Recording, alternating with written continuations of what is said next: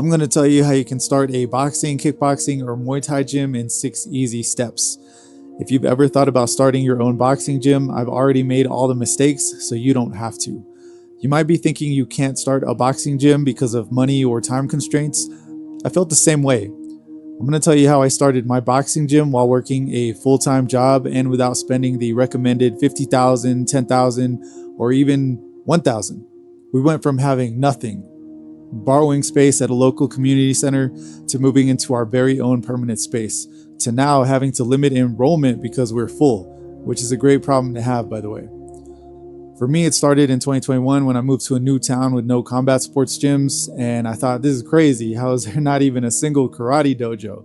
There was no martial arts in an 80-mile radius. I started thinking that there's no way I could be the only one who liked combat sports. Like, there's no way that I'm the only one, right? So I decided to start my own boxing gym. Now, this seemed simple enough, but while I was doing research and preparing to actually get my idea up and running, I realized that there were no resources for people trying to start their own boxing, kickboxing, or Muay Thai gyms. And I thought that was crazy too. There's only one little blog that comes up when you search anything like how to start a boxing gym, and it basically says you need $50,000 to start one. Like, they make it sound so easy. Just grab your $50,000, spend $15,000 on mats, $5,000 on a boxing ring, $20,000 on gear, and the rest on rent and marketing. That's insane. I knew there had to be an easier way, and if not, then I would make one. And with all of the how-tos all over the internet, how was there no resources for starting a boxing gym? I knew there had to be an easier way to get one up and running. And honestly, throughout this process, I wasted a lot of time trying to get things going, like getting things wrong and being completely lost and uncertain. So scared. I was scared. And I had so many questions that nobody could answer. And now I have those answers. So I'm going to tell you how you can get started quickly and easily, especially if you're like me and you're working full time and you don't have unlimited time and resources. So I've broken it down into 6 super simple steps that should only take you like 3 months to get your classes up and running if you want it to happen that quick. These steps even apply to any combat or fight school. If you need help doing any of this stuff, please reach out to me. My name is John. I will help you in any way I can. And there's links down below. Step number 1, you need to define your focus or decide on your specialty. You need to get an image in your head of what you want to achieve. Start by identifying your strongest discipline. For me, it was boxing. I had the most experience there, but I also knew I could teach kickboxing and Muay Thai. Focus on what you're best at. Your specialty will shape your gym's identity and its initial offerings. Also, in this first step, you need to visualize the culture that you want for your gym. Your culture and your coaching or leadership style is what will separate you from any competition. Step number 2, choose a name. Sounds simple, but your gym's name is really more important than you think.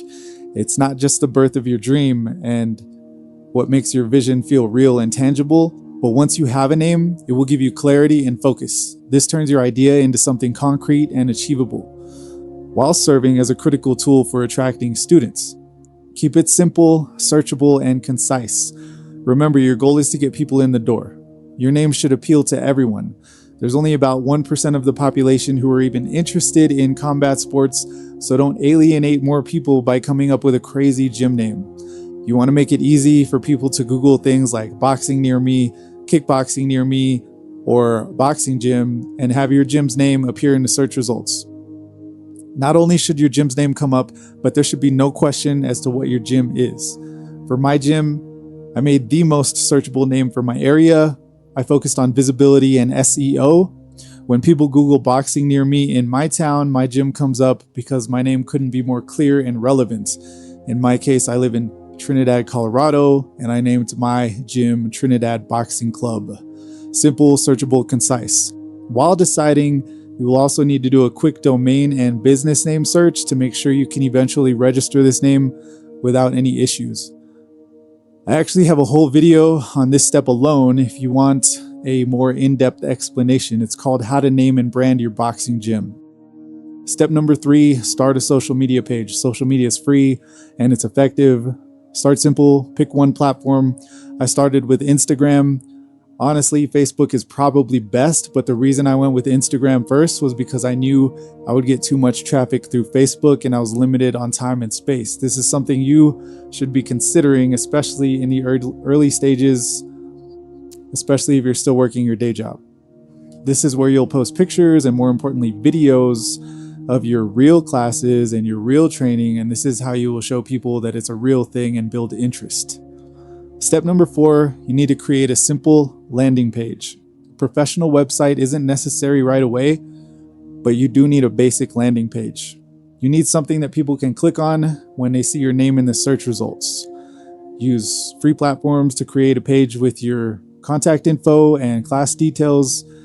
This ensures that you show up in Google searches for phrases like boxing classes in my city. Fancy websites can wait. Focus on getting students in the door and keeping them happy. The landing page that I use, and now it actually doubles as a decent little website, is through Card, C-A-R-R-D. It's super simple, super cheap, and like I said, it will have your gym name and contact info, and that's really all you need. Step number 5, gather basic gear. You don't need to spend a lot of money to get started. You don't need a boxing ring and 10 punching bags to teach people how to box. There's amazing fighters who trained their whole life in the dirt with no equipment. I promise you do not need a bunch of equipment. You do not need stuff to teach combat sports. So focus on essential loaner gear, like some boxing gloves, some shin guards, and some punch kick pads, also known as strike shields. If you're already involved in the sport, you likely have some gear to start with. I had about 6 extra pairs of gloves that I donated to the loaner gear to get us started. If you have to buy loaner gear, it's a good idea to buy new loaner gear because it's hard to find decent used stuff at a reasonable price. You can find decent gloves on Amazon for around $20 a pair, but I recommend the RDX gloves. They're affordable and they're durable. This is what I bought for the kids, and slip-on cloth shin guards. You can find the gloves on Amazon for under $40 a pair, and they're such good quality, like surprisingly good quality. The cloth shin guards are about $20 each, and I don't recommend those for adults, but they're fine for kids. I didn't have any punching bags for almost a year. We did a lot of partner drills, and we used these RDX strike shields that you can also find on Amazon for about $50. The strike shield is perfect if you don't yet have a space or punching bags, but they're also great for drills. Again, the RDX stuff is affordable and it's amazing quality. Get you those 3 items at least. That's a good starting point, but again, that can depend on what you can handle and what your resources are. Step number 6, find a space to start classes. This is where you'll get kind of creative, especially if you just want to start and you don't want to worry about rent right away. Look for community-oriented buildings like churches, gymnasiums, or rec centers.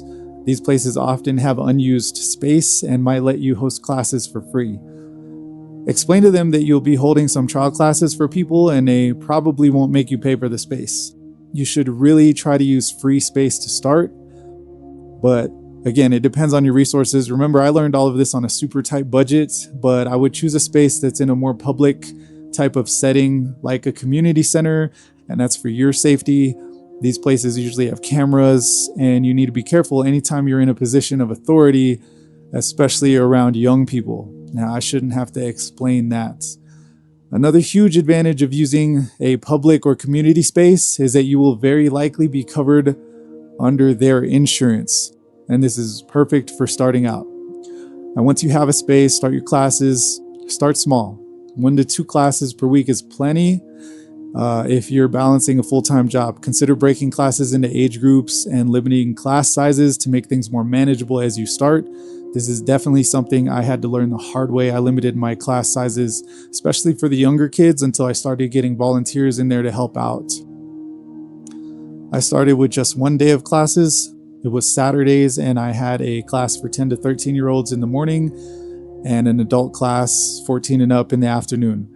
And of course, once you see who your committed students are, you can see what days might work best for them if you're trying to add more classes. You can realistically get all of this done and have classes up and running within about 3 months. And one thing I hear all the time is, I don't know if I could start because there's already too much competition. Well, there isn't. Combat sports gyms are not like regular gyms. People don't choose based on the building or the location or even the equipment. They choose based on the coach and the culture.